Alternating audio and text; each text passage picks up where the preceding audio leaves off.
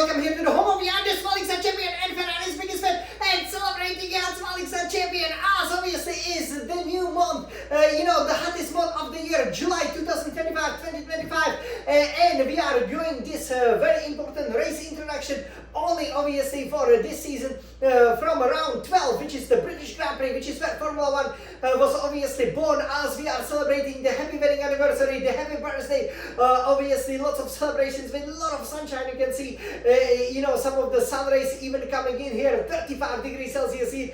It's wonderful. In this race introduction to the final race of the first half of the 2025 season, we will tell you everything about the Silverstone circuit, which of course held the first round of the championship of the Formula 1 championship back in 1950, which is why we are celebrating 75 years now.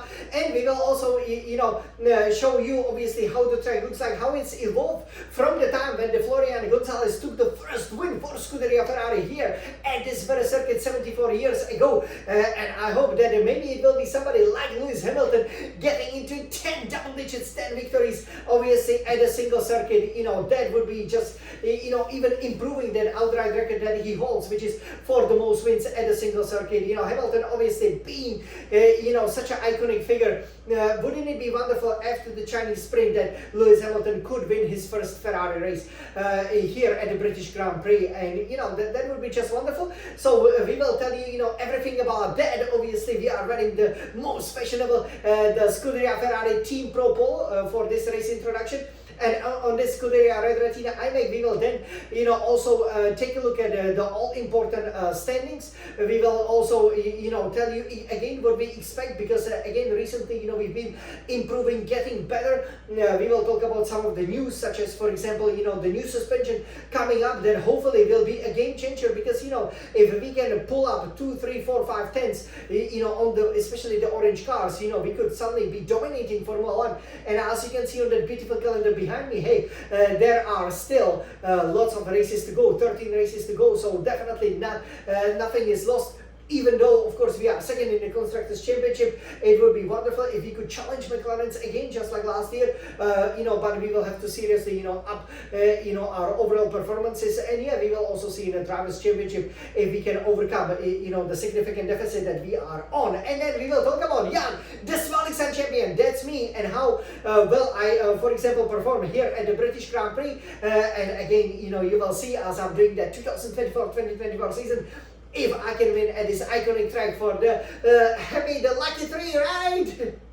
Yes, this season obviously is a lot about Lucky 3, so Formula 1 Grand Prix winner trophy, will it belong to me? I definitely think so, as I will be driving on this iconic track with the Ferrari SF1000 T818 Formula 1 racing wheel. So, for this very special, now iconic race introduction, the 12th of the season, 12 obviously overall in our history, let's start with the race news. So for the news, for us, obviously we're bringing some upgrades. We've already brought the upgrades to the Austrian Grand Prix.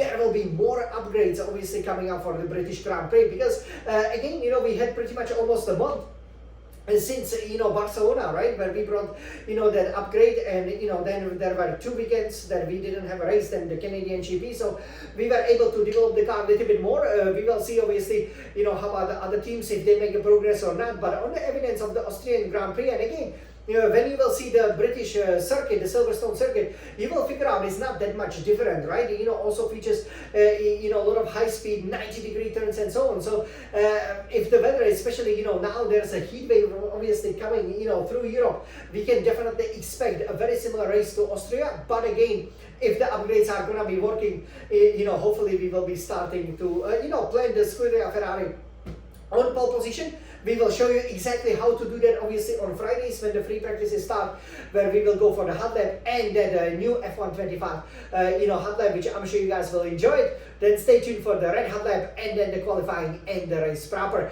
That suspension will be very critical. We started out with the floor. It was a positive step forward, especially during the race. I would say, and especially qualifying, so that we pretty much only needed to fend off the challenges of guys like Russell in the Mercedes, and then we were able to finish comfortable 3 and 4. But again, we are Scuderia Ferrari. the most successful team in the history of Formula One, we will be wanting to get first and the second place, right? Again, for the other news, there will be one driver, which is Andrea Antonelli, who that way he took out Verstappen. What a hero! Yes, on the Red Bull Ring on their home GP, he will get a 3-place grid penalty. So for Antonelli, that again means that we are leading Mercedes by only 1 point, but we will, I think, definitely be able to extend that gap because again, one Mercedes is pretty much guaranteed to finish outside of the top 6. With regards, obviously, to the other teams, we will then see what they can do. There will be a competitors, but we really hope, that either the orange cars, that they will crash again. They were very, very close, crash in Canada, almost crash in Austria. And the best way would be to obviously get ahead of them, and that I think could really spark the championship alive. And let's hope we can do very, very well here. We have a really great history because obviously this is a engine circuit, as you guys will see. It features a lot of the long straights. Again, you spend about 70% of the lap on the throttle. For Ferrari, it's been a really happy hunting ground. I think we can definitely, especially expect Leclerc. But I would also say Hamilton, he always does very well here. Obviously, remember, that he won, for Mercedes over here last year in 2024. So, he's definitely, going to be gunning for, that victory once again. For Scuderia Ferrari, we finished here on a podium almost 60 times. So, definitely we are ready, to again expand and extend the achievements that we've already had here at Silverstone. So over here, now that would be for the news. Let's take a look at the circuit, as it's obviously designed by the Ferrari.com website very, very nicely. So here, let me turn this Scuderia Red Retina iMac around. Okay, we obviously absolutely love the colors. I hope you guys can see it all nice and clear over here. Again, for me, it's not easy to see, but you can see, so the track is reprofiled, but since 2010, right? So for the 60th anniversary of Formula One, the track, obviously, usually the beginning, always used to be around here, right? But now it's basically turns 8 and going into Cops turns 9. So now they basically, when, the club corner became the final corner, very, very challenging one, as you will see, when we do that hot lap. And this is the start-finish straight. Obviously Silverstone Grand Prix, featuring that golden trophy. It's the most beautiful, I believe, the Grand Prix winner trophy that you can have in the whole season. So there's a lot again to aim for. This is where the fans will be celebrating. Obviously, we expect the crowd to be really in a lot of festive colors, especially in the red colors. You can see that once you are going over here, the first corner, is really very easy, all flat out. You can gain a lot of time in turns 3, 4, and then 5. Very important, obviously, to get up the Wellington straight over here. And then around the 6, 7, and 8, and obviously the all pits, we will again, show it to you. There are obviously a lot of, these corners, especially in the first part of the Silverstone, that you have to get really right. And then here is a super fast section, that offers lots of overtaking, because as these are obviously the parameters, right? The parameter roads of the former airfield. So obviously they are very wide, right? Especially if the planes would have to be, for example, going through them. So as a result, you can take several lines, like going through the Cops. Obviously Mackett's and Beckett's over here will be again one of the highlights, and hopefully we can get a really good traction out of the turns 13 and 14 over here, because going into the stove, that's a great actually overtaking opportunity. Even though that stove is just a quick dash going from 8 to 6th gear, split braking nowadays, that's how good the Formula One cars really are nowadays. Yes. This is how the track looks like. Obviously here we can take a look, it's been British Grand Prix, just like the Italian Grand Prix, has always been ever present on the Formula One calendar, but we haven't always run at the Silverstone. Maybe you remember Junington Park, right? So 1950, first race that was run on this 5.891 kilometer circuit. The race distance is slightly over 300 kilometers and 52 laps. Fastest lap actually belonging to Max Verstappen with a time of 1:27.097. Really fast. Obviously, we are in the final year year of the ground effect regulations. So will be interesting, if we could obviously improve. The cars are getting faster and faster, and next year, a lot of the teams, including us, are obviously already working on the cars for the next season, and it's not a guarantee that they will be faster, right? So this is, how the circuit looks like. Obviously, you can see, the typical beautiful British grass, right? How it looks like. Again, a lot of the round turns, and the fans are very knowledgeable, very passionate. So it's gonna be really, really interesting. And here is the stats for the Scuderia Ferrari. So we've scored great 18 victories. Obviously could have been a bit more if it wouldn't be thanks to Hamilton stealing that win from Leclerc in 2021, Sainz winning in 2022, right? And our first ever Grand Prix victory. It came here at this very circuit, in 1951. So, pretty much you can see we've been winning for 74, 75 years. Isn't it wonderful? What might surprise you is that we only have 16 pole positions. Obviously, guys like Schumacher and Lauda or Jan, the Smolix champion, scoring lots of pole positions at this iconic circuit, but 22 fastest laps. And the fastest lap is very significant because it means that you can go fastest during the actual race distance. And this is why it brought us 58 podiums, right? So that's a lot. If you will think 18 victories, that should be 36, 54, but it's actually 58 podiums. So, I'm sure we will be very, very strong here. And definitely looking for a podium finish, but we would really like to break through, because if you have the whole first half of the season without the victory, remember, out of the top 4 teams, if you don't calculate the sprint, we are the only team that hasn't won the Grand Prix. So we have to be going for it, because that will really help us a lot in the championship fight. So yes, this is how it looks like from the Scuderia Ferrari's perspective. And here, this will be the main competitors. So as you know, thanks to the F1 movie, again, I hope that you guys went definitely to see it. Also in an F1 25 game, you can race like the characters, like the Brad Pitt, like the Sunny Hayes, obviously. If you would like. So it's wonderful. Lots of things happening. Formula 1 being super popular, especially, for example, here in Taiwan. I have to say, it's incredible, just how difficult it is to get the tickets for that F1 movie. So this is how the season looks like at the moment. Oscar Piastri is leading with 216 points. Lando Norris 201 points. It will be really him or either the British driver or the Australian driver leading the championship at the halfway stage of the season. It will be interesting, to see how much support Norris will also get. Obviously over here, Piastri obviously being Australian, being quite popular as well, and it will be interesting, to see exactly, in the race, what will happen. Max Verstappen, leading world champion, obviously on 155 points. He has lost a lot, especially during the last 3 races when he's pretty much only scored 19 points. So that is absolutely daunting for his title bid. George Russell is then 4th with 146 points for Mercedes, and Russell obviously and Verstappen, they are our main targets. As you can see, we are 5th and 6th. I really hope you guys can see it. I'm so sorry you cannot see, that original, standings that was produced by the F1 website, which I thought was done really well, but obviously it's not available anymore. So you can see Charles Leclerc being on 119 points. Obviously with the race victory, we could be right on the heels of George Russell. Lewis Hamilton for Ferrari definitely will go over 100 points, 91 at the moment. He cannot overtake Leclerc in the standings, no matter what happens in Silverstone, but it could be a great boost for him. 7, Andrea Antonelli, Mercedes, 63 points, probably not going to score much more thanks to that grid penalty. Then we have 8, Alexander Albon for Williams, 42 points.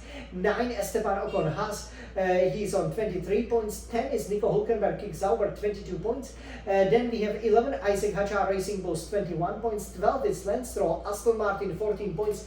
13, Fernando Alonso, Aston Martin, 14 points. And obviously with the Alonso's form, I think Stroll, once again, it looked like that Stroll could actually outscore Alonso, but, since Barcelona, Alonso's, been scoring points, and very quickly he's caught up with Stroll. That must really, dent his confidence a little bit. 14, Carlos Sainz, Williams, 13 points. 15 is then Liam Lawson, Racing Bulls, 12 points. We will see. He was really strong at the Red Bull Ring. We will see what happens here at the Silverstone. Then we have 16, Pierre Gasly Alpine, 11 points. 17 is then Yuki Tsunoda, Red Bull Racing, really struggling with 10 points.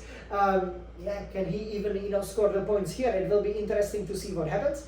18 is then Oliver Berman, has 6 points. He should really get some points on his home turf. 19 is then Gabriel Bortoleto for Kick Sauber, 4 points. He got off the mark. And obviously the 2 Alpine drivers, 28 Franco Colapinto will be the only one who has a chance to get his first points on the board. He has 0. 21st Jack Doohan, he won't be competing in Silverstone, but could still perhaps return because Colapinto's obviously contract is kind of unknown. For Alpine here, 0 points. So we will be competing against these drivers, but we hope we will definitely disappear into the distance because here is exactly where we want to be in the standings. So let's take a look over here. At this very important part, which is obviously the constructors. So McLaren leading with 417 points, Scuderia Ferrari second there with 210 points. So yes, McLaren having almost double of the points that we have, but we had some disqualifications, some unlucky races, and now we are really happy that after the disappointment of Canada, we've gotten back to the second place, that we've usurped it from Mercedes-Benz. They are third on 209 points. And now, it's all about closing that gap, which is definitely not impossible, because if you're faster with 13 races to go for a victory, second place, you can get 43 points, but for the third and fourth place, you only get 27, so that's a difference of 16 points. Hey, 16, times 13, that very, very clearly, would be the difference of 208 points. And, that would actually quite amazingly put us ahead of McLaren by a single point. Isn't it amazing, when you are so good at math, right? So, all we need to do is obviously always pledge it and 1-2, and then we will be champions, McLaren third and fourth. They would, even if they would finish every race third and fourth, they wouldn't be able to hold on to the lead, because thankfully we have 210, not 209 or 8 points. Fourth is Red Bull Racing in the standings with 162 points. It will be obviously difficult for them to move out of that spot. Fifth, Williams, 55 points. 5. We're very lucky for them, I guess. 6, Racing Bulls, 36 points, but other teams like Haas, 729, hot on their heels. 8, Aston Martin, 28 points, and 9, surprise, Kick Sauber, 26 points. The fact that they're already scoring 6.5 times more points than they have last season, it's just a testament to how much they improved. So I'm sure Audi will be really happy about it. 10, Alpine, even with Flavio Briatore, the flamboyant team boss at 11 points, they must be disappointed, because it looks like they will now finish last. So this will be the constructor standings. Okay, I hope you guys definitely enjoyed over here. And this is obviously our driver standings. And this is how the circuit then looks like. This is where we will be competing for that golden trophy. Now here, about my achievements. So obviously for Jan, the Smalik champion, I have to say, at the beginning, maybe because that 2010 race obviously ran on the new layout, it was also raining, didn't do that well, but basically every year, I did manage, for example, to get a pole position already 15 years ago in 2010, I've been on pole 3 times, I believe it was only because, I've taken the penalty due to the engine. That was the 2017 that I actually started from the back of the grid, so, 3 pole positions, I'll definitely be aiming for the 4th. I also said 2 fastest laps, we'll definitely be aiming for the 3rd. And 2 victories again, I'm unbeaten here since 2017, obviously last year, 2023, I also won. And in 2024, we're looking super strong over here. So, yeah, overall, I'm really, really pleased, with that. I obviously still only have 2 podiums, finished 5th. In that 2016 race, when I've gotten some penalties, 15 in 2010, but there's no chance of the repeat of that, because now we are the 3, soon to be 4-time world champions, right? Of course. So everybody, I hope you enjoyed this race introduction, could learn a lot, and I have to say, we cannot wait to start racing. After the British Grand Prix, as you can see on the calendar, there will be actually a 2-week break. And then, as the July becomes August, as the first half of the summer becomes the second half of the summer, as we go from sprinting in Belgium and then going into Hungary, then we will have the traditional 3-week summer break. So, you guys, we will see you for obviously the race reaction. Definitely do enjoy the program for the weekend. I'm sure you guys will be loving it. Yeah, and let's hope that we can get some victories. And guys, let's enjoy the sunny summer 2025. You don't know how many beautiful summers are there, so let's enjoy them too. Every second of this glorious sunshine, and especially let's go winning in Formula 1. Let's go, let's race, Forza Ferrari!